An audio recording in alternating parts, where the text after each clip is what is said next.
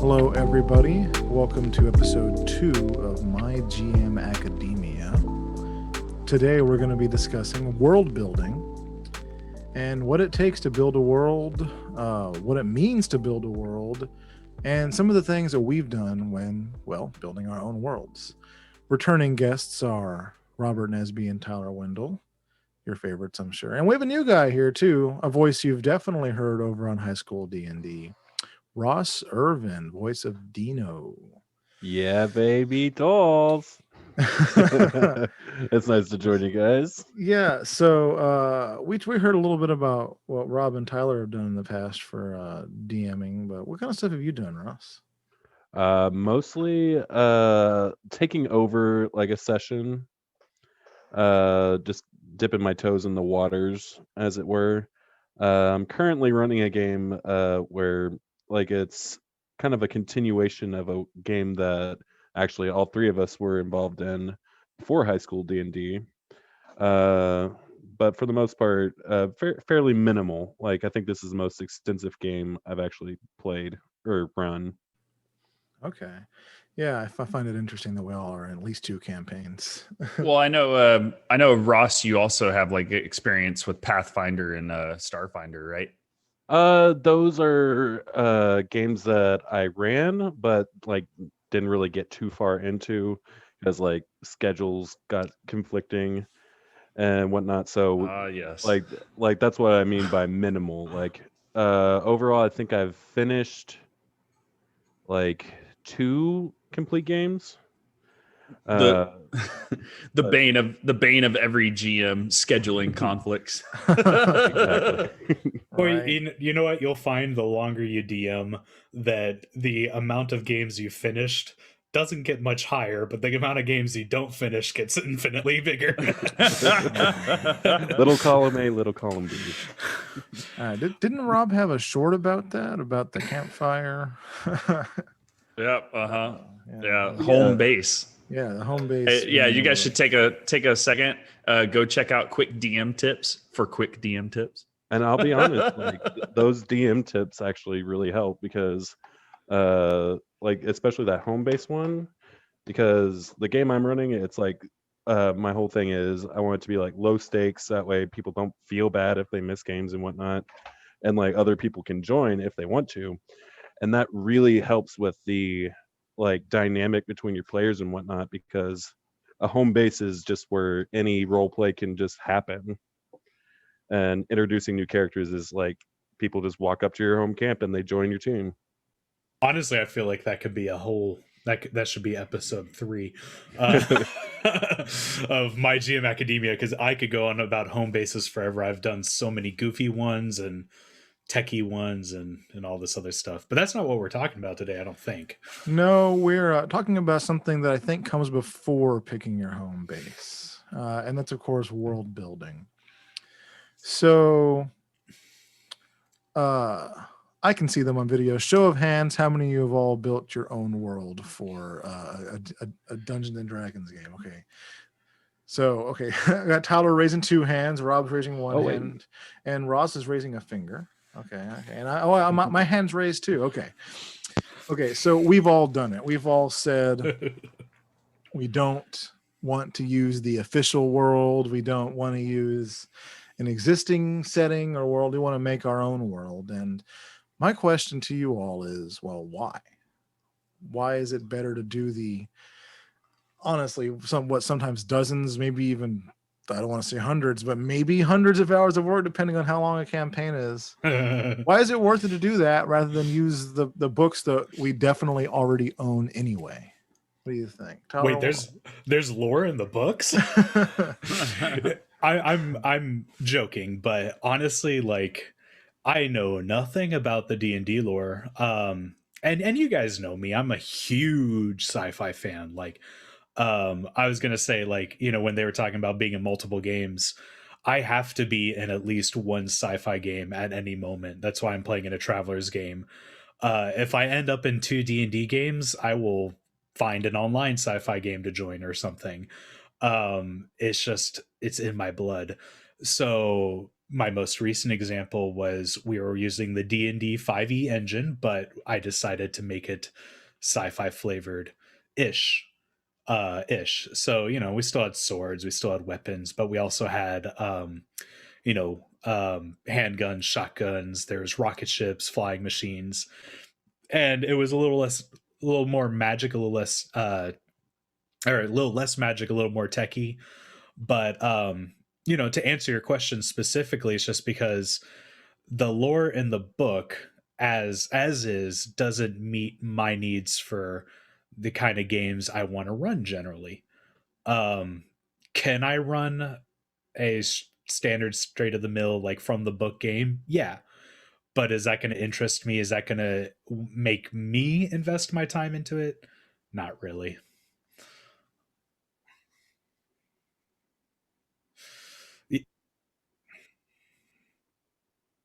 Oh yeah. I mean, it can be anything. It could be flavor. It could be just the story concept I want to do.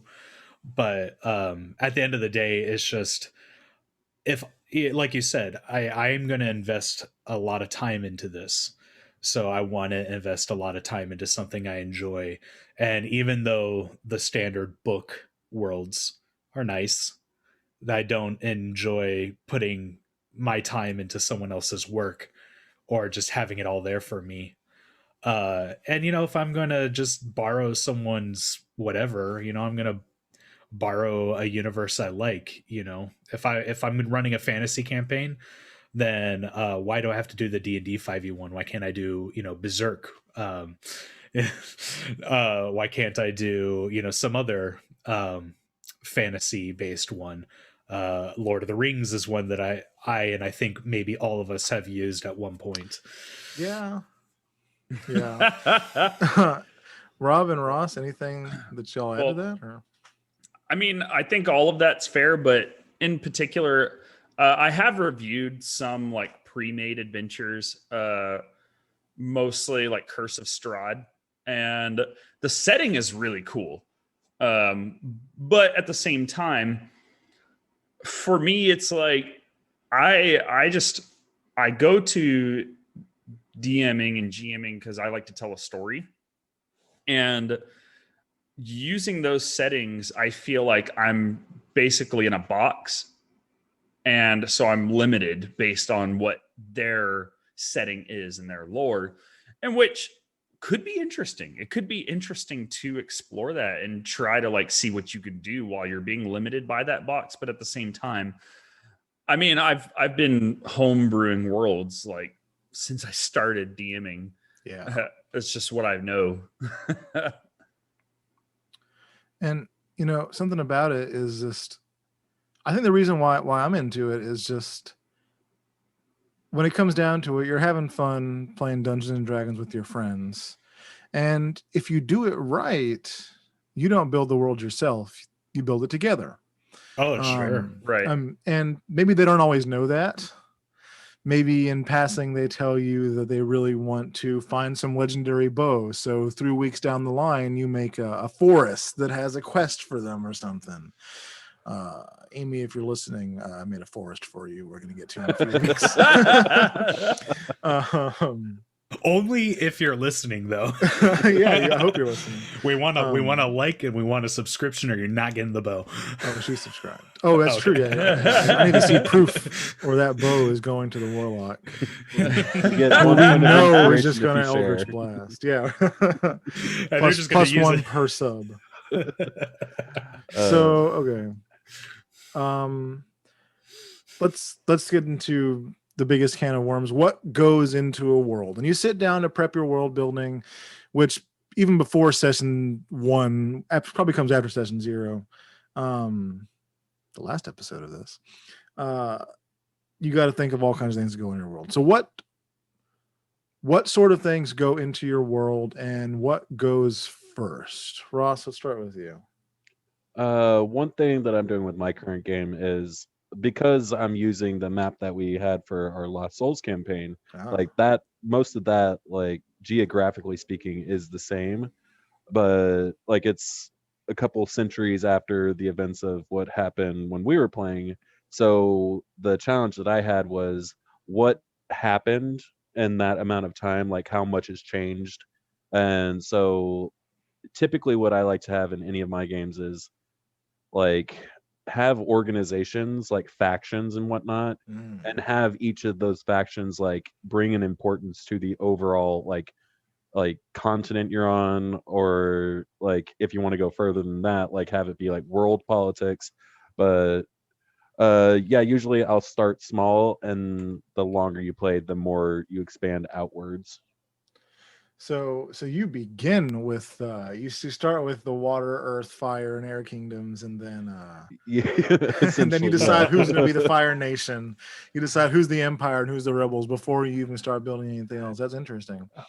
Typically if I have like a source material and like my continent, like if I want to do my own map making, that's also like priority, but I feel like that's a lot simpler to do because there's so many different ways to make your own custom maps. Oh So yeah. I yeah, start with the map. That's where I start. I start yeah, with the map and like Oh yeah. go from there. yeah, before I even start doing any map things, like I'm already thinking like what's the politics in this whole I Actually, that's expect that from you.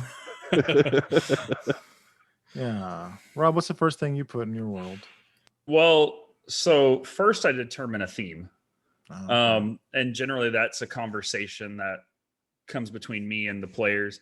And we did talk about that a lot in our last episode with session 0.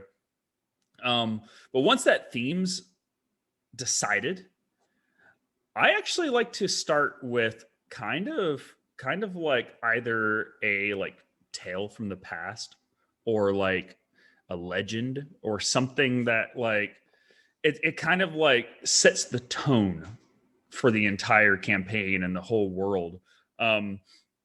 So for example, for the Lost Souls, it was very berserk themed.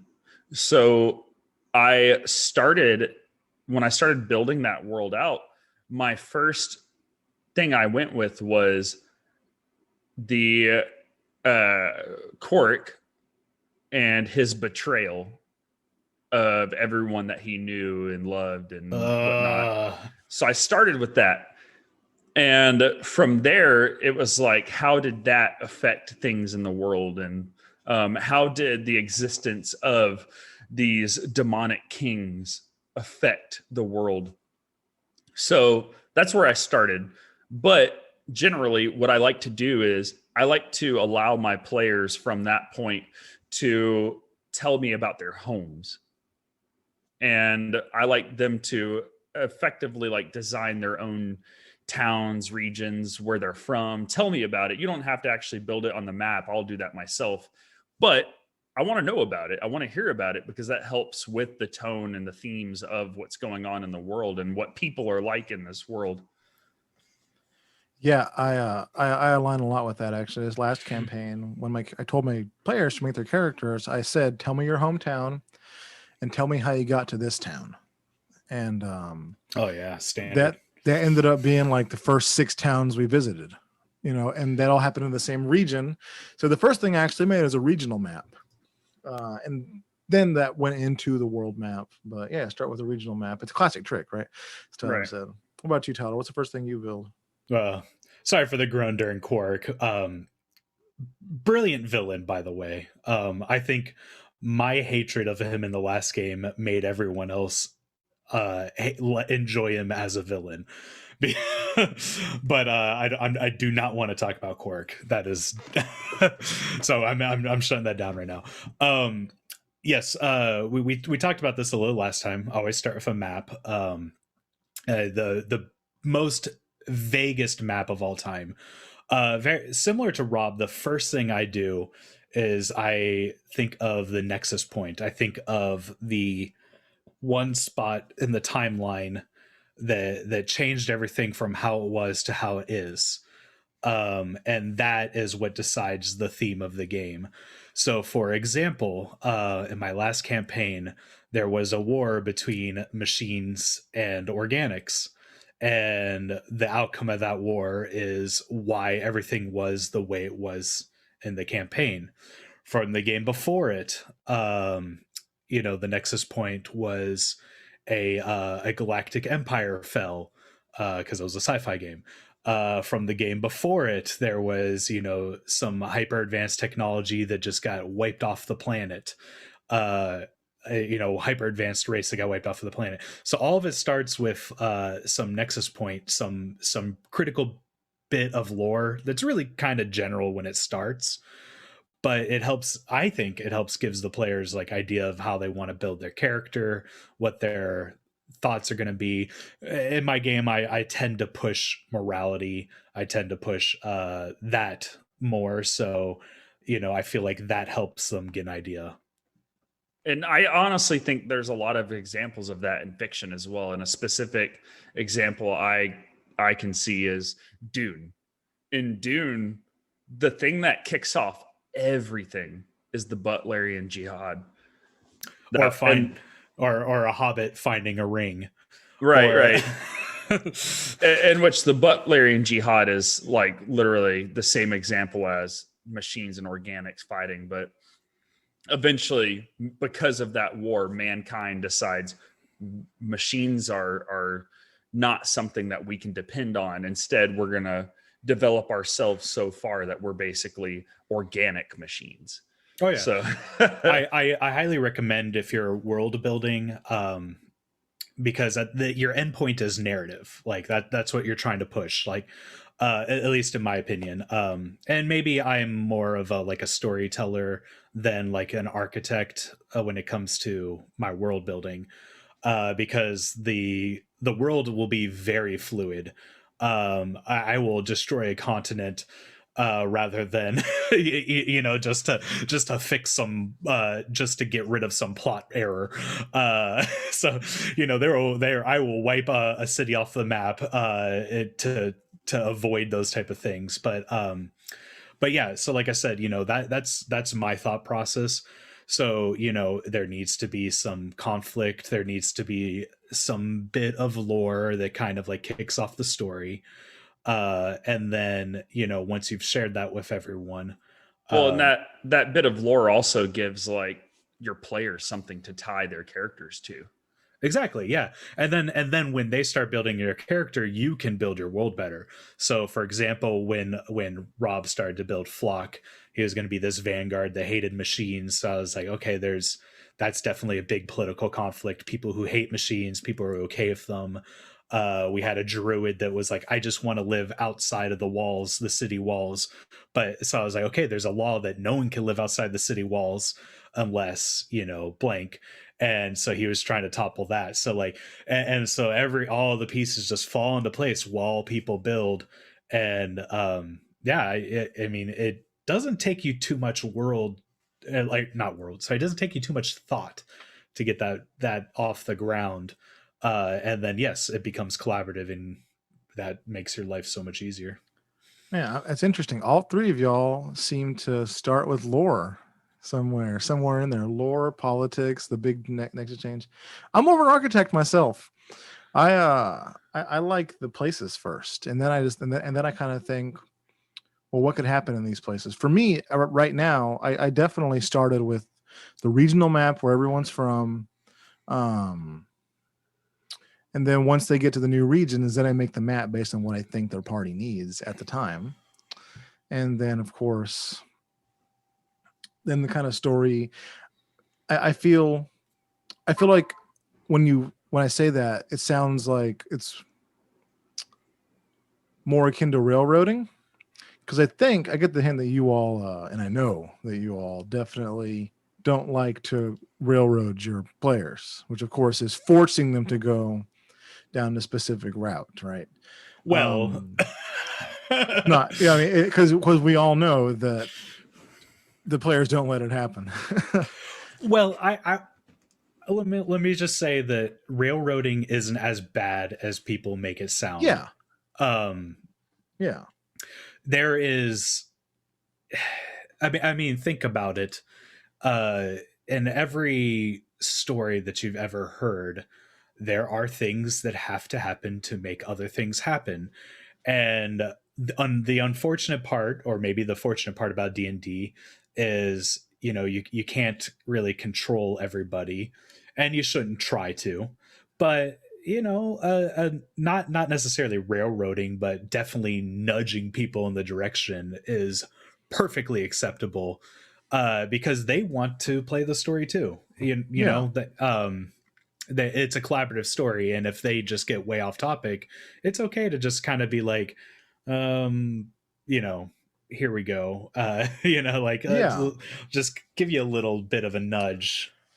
The way I do that is I tell them what their overarching story is going to be. I say, this is the big plot, and we will do this big plot, but how y'all get there is basically your own story. So I kind of try and do both. I try and basically force them to go to the regions they're going to go to. It always, literally, actually, this last session, they were on a train.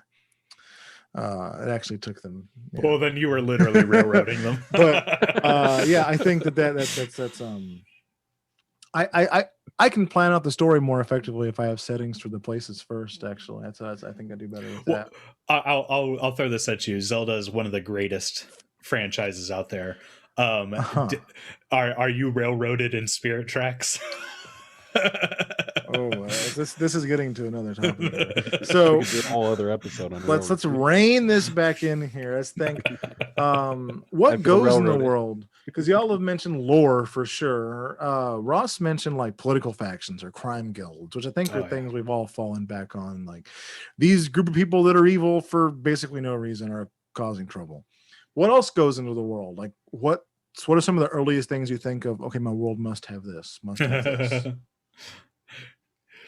I'll start this one because this is one of my things, like the aesthetic.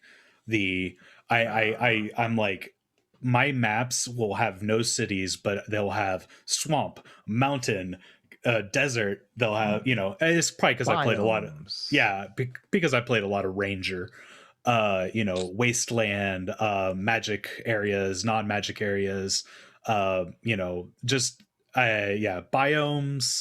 kind of aesthetics, looks, the cities all, I might not even name the cities, but maybe I'll put like, a race there or something and give it an aesthetic too. Typically my Dragonborn have like a more Greco-Roman aesthetic, where my humans have more of like a Viking aesthetic, and elves might be more Eastern. And so it's that's kind of like the route I go, but I definitely like to do that little aesthetic bit first, and a lot of that thankfully can be, the burden can go on to the players, but sometimes they just either don't have an idea or they don't really care, and it's just like, for me that's super fun to just be like So lore, aesthetic, factions, what else? I mean, maybe unique geography. Ooh, sometimes that's good. So like I did this, like it was like a small like side spin-off thing. It was like a monster hunting campaign. I have to be careful not to say Monster Hunter, because it wasn't Monster Hunter. Monster hunting campaign. And like there Not was ranching, a unique, not monster ranching. Yeah, no, not monster ranching. No. Monster hunting. But so the effectively there was an event where a like cataclysm in the continent just like split the continent down the middle, and that's where the monsters came from. They poured out of the hollow earth. Godzilla maybe. But anyways, so I like that. I'm guilty of using towers. I'm guilty of being like, look at that tower that's there for some reason.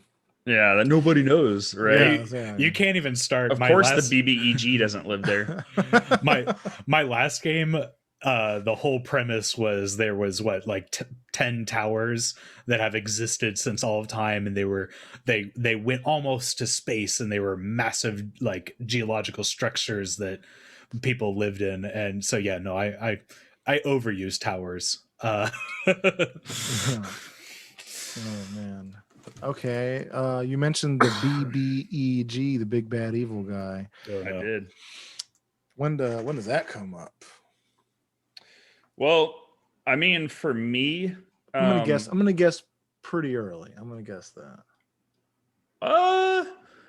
I mean, it depends. Okay. Generally, I like to hear what my players are doing first, because I like to design my BBEGs around my players, just like I like to design my worlds around my players. So, but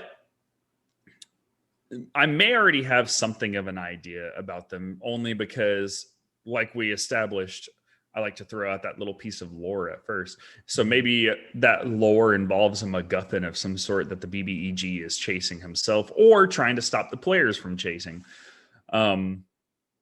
So I'm sure we'll get into how we treat bad guys at some point, but Yeah. but I mean, it just depends on what the players do. That's how I feel about the big bad evil guys. Yeah, I like the point that Rob made there with like what the players decide to do, because like one of the things that is a trick that I picked up from him incidentally was like having like an NPC that the players trust and whatnot, and then like depending on how you treat that NPC, like maybe they aren't very happy with how the players treat them, and then like that is like the catalyst for them making the switch to the dark side. Oh yeah, I don't think you should ever build an NPC to betray the enemies, and if you do it once and just expect that no one's going to ever trust your NPC again. However, if you build, I've built NPCs where I'm like, this is the goodest guy, you know, and then they have just beaten him into they've just beaten him to the dark side, and I've just been like, well, there's your bad guy. Especially because in my games, I do build my BBEG kind of early, because my BBEG is almost never a person. It's almost always a concept or an ideology. We talked about this a little bit last time. It's like all the evil in the world, and maybe it just happens to manifest itself into a person. But you know, the last game I did, the BBEG was a conflict between humans and robots. There was no singular bad guy, and eventually at the end I did put a singular bad guy in just so they could have a fight, you know, so it fit, so the mechanics made sense. But you know, that was, you know, pretty much the last care I had. You know. Okay, so I want to touch on a few things that y'all said we didn't really focus on, just to point them out. At one point, Ross, you said you used a map from a previous campaign. I have. Because I think that's something that I mean, I don't even think of when I first start building a campaign, but I think it's a great idea.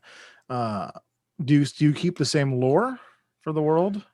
The reason I'm keeping a lot of the same lore from the previous game, it's more has to do with like what I want to do with that game, which is like that was a game that helped me through some tough times, and like so like resurrecting it was kind of like my way of like allowing other people to continue to like reap the benefits of like what I gained from it.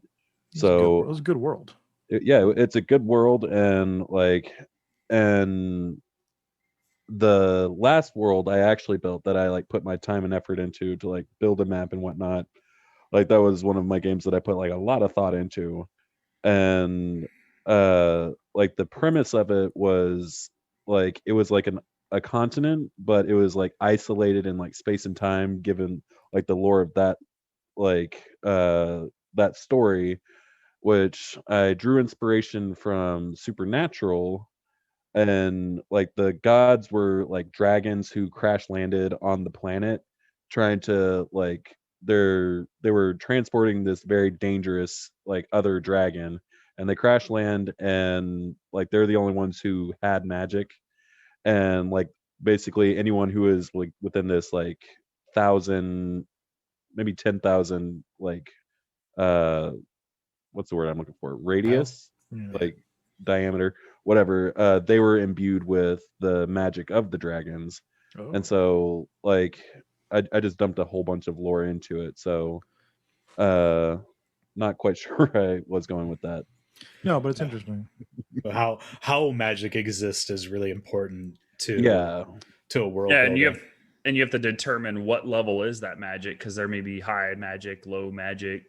Like Yeah. Game of Thrones is very low magic. Like there's Yeah, true. barely any magic going on. But then you look at the Feywild in general in D&D lore, that's like really high magic. So now That we're game getting that game something was else. that game was also a Pathfinder game, and I really did want to be bogged down with all the Pathfinder lore. So it was more like I agree. Pathfinder homebrew. As you know, I talk about this all the time, but someone who plays Halo and Nier Automata and Mass Effect, I like everything to be over the top, especially at the Enger and login. I love everything to eventually reach to the point of ridiculousness. So I almost always want my worlds to have high magic in them at some point. If you don't start there, you're getting there. I thought it was really fun last game to have high magic and high versus high technology. So at the very end, they were casting spells on this gigantic robot that was, the size of a mountain punching him. That's pretty funny. Like one of the things with the magic building that I really like to do is I like to throw conspiracies in my game too. Oh.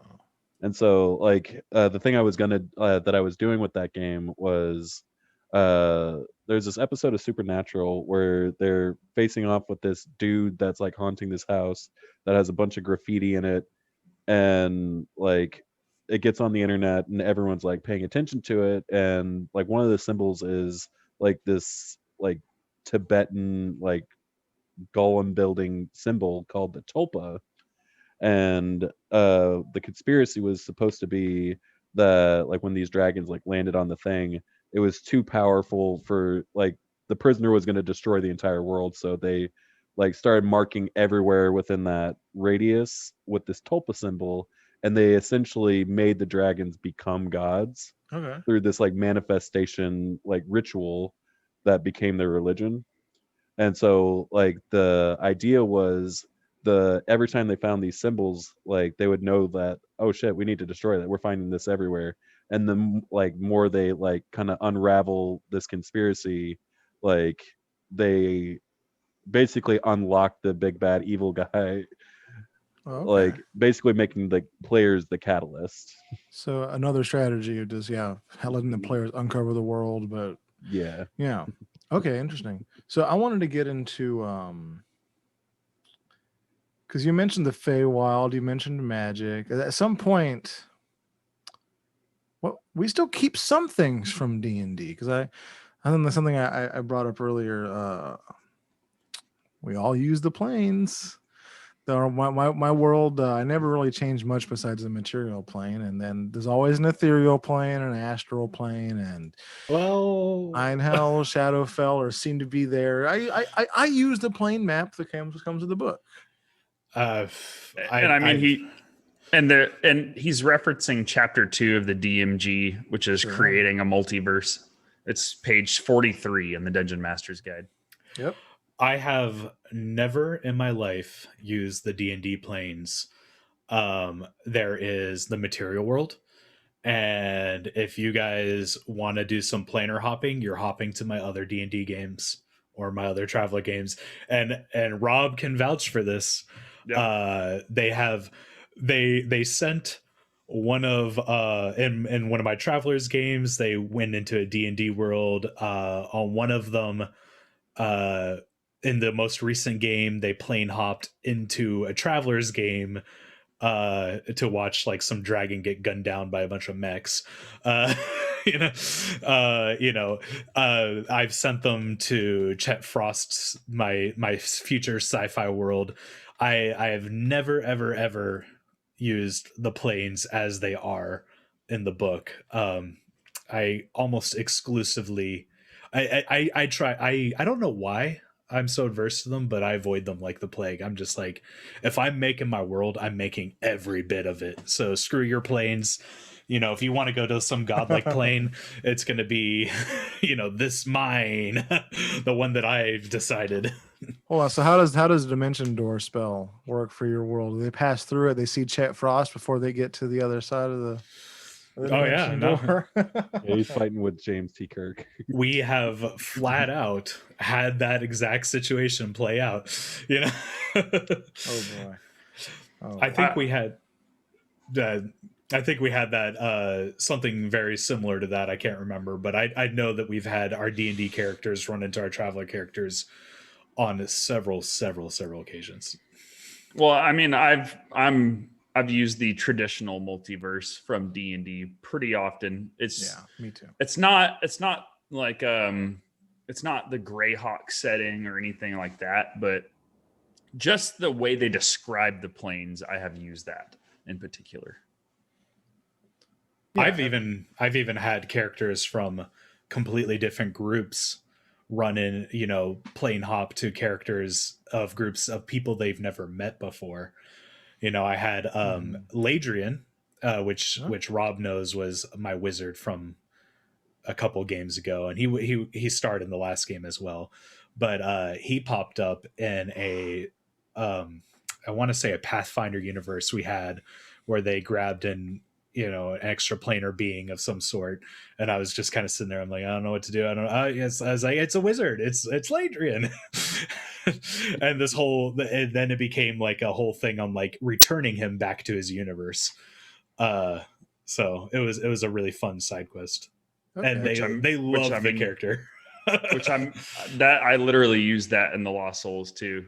Because we never finished that. Remember, Tyler, the wizard thing. So I was like, I'm gonna let the Lost Souls finish that. So it sounds like there's maybe like a spectrum between using D&D completely, 100% what's in the books, and what I feel like we've gotten to the territory of sometimes basically using the combat system and the monster stats at most. Yeah, that's me. Yeah, that's what it sounds like. See, I'm in the middle somewhere. I still, I'm the guy that buys the Mordenkainen's Tome of Foes just to read the lore in there. I'm the guy that buys extra books. It's just to see what lore is, for these other kinds of races and stuff. I like integrating the other lore for like the races and the monsters. I like integrating that into my own game. So I do mix and match a lot. I do mix and match. Well, you need. I made a good effort of at least the monster lore in that Monster Hunt campaign I did. No, I agree. I played it. I feel like if you're like me and you're avoiding the lore, the I guess the Wizards of the Coast lore, like the Plague, you still need to know their lore. They otherwise nothing makes sense. Why are tieflings fire resistant? Well, because they have some demonic blood in them. And then so in my last game, demonic blood was machine blood. So, the tieflings were more or less half machine, and ergo they, had fire resistant because they were part metal. So I had to understand the lore. I had to know the lore. I had to read the lore in order to convert it to the setting I wanted. And I think if you're homebrewing your world, or not homebrewing, people hate that word, but if you're building your own world, you should understand it more than just the base level. I homebrew is appropriate for this. Yeah, fair enough. I know some and I, not to alienate anyone in our audience, but I know someone out there is going to really turn their nose up when I said that. I like to homebrew things, but I think it's mostly like homebrewing, like statistics and stuff like that. That's generally like, I mean, people will do it, but it's not play tested. So it's like, who knows if it's fair, if it works. Yeah, I just reflavor monsters, man. I just take a monster and change the token. Just change the token. Same. Man. I mean, that's literally all I've done high school D&D. Yeah. I do that because it's more convenient than using the chapter in the Dungeon Master Guide, where you can actually build your own monster. Right. However, sometimes you just got to roll up your sleeves and build your monster. At least that's my opinion. Yeah. So I think I want to hear from everyone. If you had number one, number two tip to someone to build a world, how they can do it. What is your advice to those who maybe they've never done it before? Maybe they said, oh, it's scary or something. What's your advice for building a world? Get your players involved. You don't have to do it by yourself. And frankly, if you do it by yourself, your players probably won't be as engaged as you want them to be with your world in the first place. I have seen time and time again, I'm not going to name names. I know DMs that build these huge, elaborate worlds and all these intricate things. And then they throw a binder at you and they're like, read about this and specifically know this lore about your class and race and where you're from, blah, blah, blah. And then I'm going to expect you to play it. And the players aren't going to be engaged with that. That's not fun. Rob, I'm sitting right here. No, it's not you. It's not you. I'm not going to name names, but I think you know who I'm talking about. We've all been in those games too. Right. But so it's like, what's more fun? It's like for you as a player, someone throwing a book at you saying, read this and know this, or someone coming to you and being like, what's your family like? What's your home like? Did you have any friends? What's the name of the town you're from? What's some traditions they may have had in the town you're from or the city or the island or whatever? To me, it's like, that's also really fun because a lot of the times your players will come up with some ideas that you're going to run with. Oh yeah. Yeah. Ask the most obscure random questions. You never know what is going to become a huge plot point. Is there food that your character doesn't like? Even stuff like that could end up being something great. Yeah, I had I had this campaign I'm in. Yeah, I'm in right now. One of my players said that her dad was the mayor of the town he was in because he had the most cows. And eventually we showed up and someone stole his cows, but the day before the big election, and they had to get the cows back, and it was a big thing. And then they had to steal the Constitution of Nick Haverbridge in order to prove that the person he really had the most cows, and and then Tyler had us rescue cows too. I know, and they met the cow god. Another proof that I don't follow the rules. All right, Tyler, what's your tip for people? Well, first of all, do it. If you're scared, don't be. It's totally worth it because anything that you and your friends build, you're going to be more invested in. So if you're scared, just ignore that voice and just do something. You have no idea for a map, just Google map and scroll around until you see something you like. You have no idea for the name of something, Google obscure baby names from the 1700s. You can go you can have so much fun with just even if you're not the most creative person in the world, you don't need to be. One of the most fun I had in a world building was I picked a show that no one had seen at the point, and I tried to disguise it so heavily that even if someone had seen the show, they wouldn't realize that I was ripping off plot points from it. That I wouldn't do that nowadays, but when I was new and I had no creative ideas to run with, or I didn't know how stories worked as well as I do now, that worked for me and it worked for them. I'm guilty of 2 hours before the campaign starts going to Patreon and finding a map from one of the people I subscribe to on Patreon. I'm guilty of it. I mean, it can be great because you can spend 3 hours making a city map, but your characters will be like, "Oh, where's the guy at?" Or you can go to Patreon and spend 3 minutes and support someone that made a beautiful map. So I'm guilty of doing that more often than not lately. And Roll20 has some decent ones for free. Yeah, Roll20, and also I use name generators all the time. Yeah, man. Yep. Yeah, don't be afraid. That's my advice is, not to get all Shia LaBeouf on you, but just do it. Yeah, I used to go and find maps all the time, but now I have so much fun making maps that I make all my maps. What do you use for maps, Rob? Dungeon Draft, I love and it. Dungeon Draft and Incarnate. A little Photoshop, combination paint, of both. get a blank sheet of paper and a pen. Draw a funny Yeah. shape. We all started. I guarantee all 4 of us started out doing that at some point. Dude, so was- I used to draw maps and get them print out on Yep. like those big like 5 foot by 3 foot like sheets, and then lay it out on a table. Yep. And I would like get a new one every week and like be like, this is the dungeon, let's go. like, Dad, take me to Kinko's. Like, oh man. All right, Ross, what you got? What's your tip? I have like my overall tip is going to be when it comes to world building. It's one of those things where it's like eating an elephant. You take one bite at a time. Don't be afraid to start small. Like even if like wherever you're starting, like it's just a town, like you're going to get through session 1 and they're going to ask questions and you won't have the answers to them.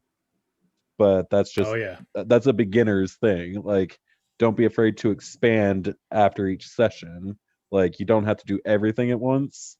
Just like give yourself the time to just be like Think utilize what your players like get, like what they're interested in, and expand on that rather than just dumping all that lore on them like the Rob was mentioning earlier. Yeah. Think about it like how a video game, like an old school video game, it renders only the areas around you that you can see.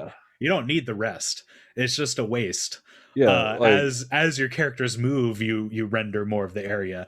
Now, it's less stressful for a DM if you know what those areas look like, but you don't need to. That's a good point.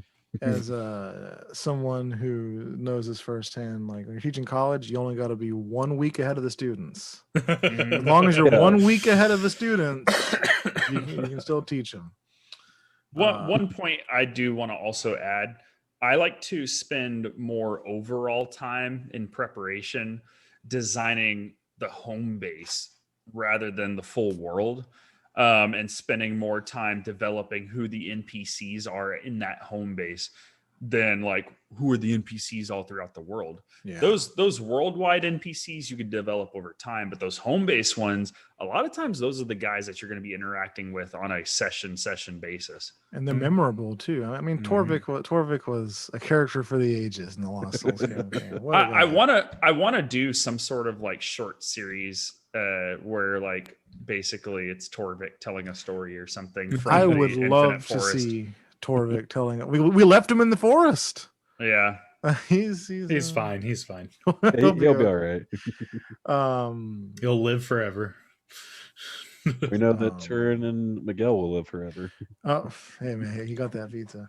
I have to say some of the best lore and world building has come from a question when some of the, I almost said students, when some of the players are just like, oh, what happens if I do this? And I just say, it explodes or on the fly. You know, what happens if I use Thunderstep on this train? Like it falls off the rails into the astral plane. And then I'm Googling astral plane map 2 minutes later. You know, it's some of the best lore and world building I come up with has been on the fly with no previous planning ever. Well, you know, I have built encounters and then been sitting there running the encounter, trying to get us to this point. And then it's usually Ethan. He says, oh, we're about to do this, aren't we? And then I'm just sitting there. I'm like, that's so much better than what I had planned. And I'm like, oh, you got me again. You're always in my head. And then I'm like quickly building a map in the background and stalling for time so I can take him over there. And I'm like, man, that's such a good idea. Why didn't I think of that earlier today? I'm not trying to think what is the GM doing. I'm usually trying to think what is my character about to do. So I'll tell you my tip here actually, and I got this again. I think I mentioned it last time. This lazy dungeon master guide that I keep. I guess I truly am lazy because I love this guide. It's slyflourish.com. Again, we're not sponsored. I just love the guy. He says in there, you wanted to find the 6 truths of your world. What are the 6 truths of your world? And I'm looking at a document right now about what are the 6 truths of my world. And the players have never seen this document. They don't know what the truths are. But for example, one of the things I have that's true about my world is there is a far-reaching group of corrupt individuals whose influence overshadows smaller corrupt organizations, including assassins guilds, demonic cults, and general evildoers. And they're Who called knows how far their Cerberus. corruption has spread? It's called Cerberus. We just did the Mass Effect. It's almost like that's actually a not a bad idea. Roll personality traits, ideals, flaws for your world. You mean like Cyberpunk? So there is a table in the Dungeon Master Guide, at least for your where you can randomly generate bosses. yeah, And I've used that to influence the world. yeah. I had one boss that wanted to do something. Their inspiration. I guess I could talk about this now because the game's over. It was really funny that that character Enna that I built. She was an evil sorceress. She wanted to steal an organ from a human, which was our cleric Vigil. She stole his kidney. It was to save a loved one. But it was really funny because like what I rolled was she wanted to steal an organ to save a loved one, and her method of evil was creating altering weather patterns. So, and I was like, okay, how am I going to do this? Well, it turned out they only got led to her base because there was a drought created by a dragon that was freezing the headwaters of a river. And and so when they went to investigate it, they stumbled across her lair, and she was able to find the human organ she so desperately needed. Oh boy. But I was like, I had to wrap my head around that for like a week to make it make sense. But I randomly rolled it, and you know what? It added to my world. I was like, well, I have to have a mountain. I have to have a drought area. I have to have a place affected by this. Yeah, one little thing you define in your world can change a ton of things. Yeah, like butterfly effect. Yeah, absolutely. So and after they solved it, what changed? oh yeah, absolutely. Yeah, it's a big thing. So I'm looking at again as I said, this document, and I recommend everyone make like a Word document to organize themselves here. But I got 10 pages. 2 of them are the 6 truths. I got 3 of them are character bios. I got a page for major cities that I want to have at some point, a page for dungeons and the treasure in that dungeon and the puzzles in that dungeon that I want to use at some point. Some major people that I know will appear at some time. And then I have bullet points for all the 5 regions I want them to go to, and like one thing that I hope will happen in that region. And I just keep this document and I check it before every game when I say, okay, am I going to use any of this? Are they going to make any progress towards any of these things? My my little addendum to that is because I used to use Google Docs all the time. They're great because you can pull them up on your phone if you're out. But I switched it to putting it in Roll20 just because you can organize it a little better. And also because once your players find that area, you can just share it with them and it's already written and done. Oh, that's true. I definitely stole that from Rob, but I do not regret it in the slightest. Roll20 can be very helpful for building worlds if you use it right? Yes. And there's other virtual tabletops that I know a lot of people go by. And actually, like, if you ask Reddit, they're all going to tell you Foundry's like way better than I haven't tried that Roll20. But I'm so familiar with Roll20 at this point. It's like, I don't know if I can move over to Foundry. Another thing, Roll20. Another thing we haven't mentioned that Roll20 does really well, but we've done it on Discord too, is I have musical cues for areas in my world. I don't know if you guys do that or not, but like I don't know if you noticed every time I pulled up the world map music was playing. I had to. Every time I pulled up the index music playing, because that set the theme as much as anything else I put into it.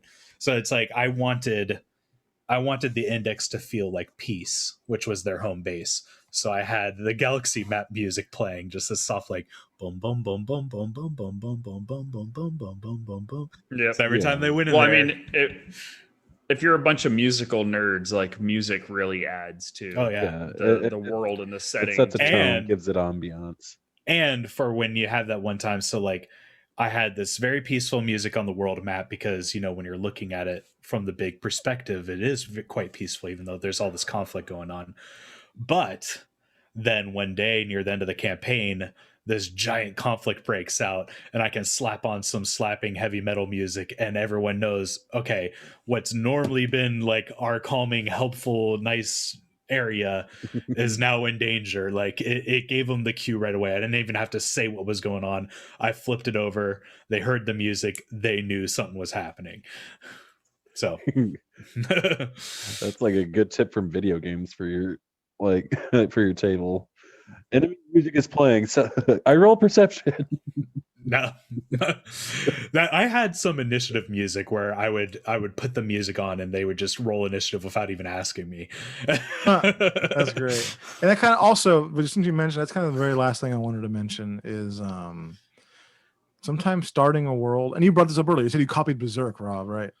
You copied Berserk for one of the campaigns. Yeah, copy your favorite game. At least the themes of it. Yeah. Yeah, just copy your favorite game. I mean, honestly, Zelda makes a great world. I mean, it's got the dungeons and the in between the dungeons. I mean, what else do you need? Mhm. Right? It's got the fanciful NPCs, and I mean, I think we've been inspired by games even for High School DnD, and even for this next thing we're getting planned here. Yeah, High School DnD is 100% influenced by Persona and Shin Megami Tensei. I will add, and I stole this from Johnny from Dicebreaker, which is your NPCs. They are a piece that you put on the board, but you're not the only person that can control them. And I think to expand upon that, that's true for your entire world. Everything that you put down in front of the players, you're not the only person who can manipulate these objects and touch these objects and affect them. So, if you kind of come in with that mindset, it will make it easier to run your game, especially if you're starting from scratch when you're building a world from scratch. I guess just to play off of that, and I'm gonna be really quick. NPCs affect your world too. Yeah. Yeah. Should be living and breathing. It's what if an NPC murders the big bad evil guy when no one's around? Does he still make a sound? Right. Or if he sacrifices your mercenary band to become a demonic god. I just like to avoid the situation where I've been in a lot of these games where you have the NPC that the DM is, or the game master, the dungeon master, they want their NPC to be this, and then the party does not want that, and they are stubborn, and they're like the NPC will not change, and at some point that's just being destructive to your story. It's not right. Well, I'm going to pull the curtain back a little bit on the Lost Souls game that we ran. Someone was going to make that sacrifice, whether it's the players, an NPC, I didn't know who. And when y'all got to that moment, the players refused to make it. So I just made the logical choice at that point, who it was going to be. Yeah.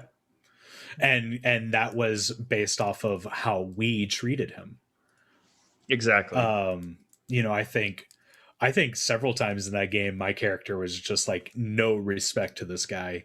Mm-hmm. Sometimes he did because, we had similar backgrounds, but it was like professional courtesy was the extent of it. Right. But I remember at one point a general walks in, and my character is this, badass tough fighter. And he's one of the generals. He walks in and my character's just all like, who are you? It's like, I completely forgot you were one of the generals because I am so high on my own badassness that I can't remember anyone lesser. And I think that might have been why he went evil at the end. I'm convinced it was he had to take over the leadership of that whole city, even though he very much didn't want to. And my character told him we forced it on him. Yeah, I flat out told him there's no one else who could do it. It has to be you, and if you don't do it, then you may as well not call yourself a Lost Soul anymore. Well, there was a lot more to it, but we don't have to get into that. Yeah, I swear, one of these days we just need to have I don't even know how long conversation about the lost souls in general, because that was. But Well, honestly, I want to make like a series of shorts where it's like Torvik tells the story of the lost souls. Now That would that's be something. I mean, to that I'll say sometimes you throw a dagger and it changes the course of the world. no. I think it's time to wrap up. Thanks, guys, for joining me tonight and talking about world building and such. I suspect if anyone leaves questions in the comments, you'll get some pretty good answers from these guys. They're always lurking on the YouTube looking for people to help out here. Yeah, we're lurking. Oh yeah, give us if you want to hear something specifically, leave a comment. Absolutely. If you want us to expand on something, leave a comment. We have the ideas, but if we also want to take the feedback, because it just like our worlds, our YouTube channel is partly a collaborative effort, and It's kind of a world. It's kind of a world. Yep. Yeah. I mean, is there lore? Do we have lore? There is a lore. Maybe one of I don't know if you've checked out the Composer's Corner. Well, hold on a second. There. Let's save that. Let's save that. All right. Yeah. Don't give it away. Okay. Let's Let someone like Hannah Banana try and figure this out. Just shout out. Like this video.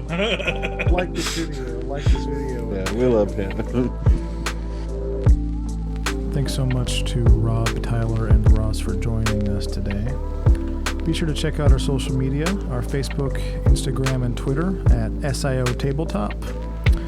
Catch us streaming on our Twitch at SIO Tabletop. Join our Patreon at SAO Gaming. And as always, check out our YouTube channel, Spell It Out, for the latest episodes of High School DnD and the latest content that the guys at Spell It Out have to offer. See y'all next time.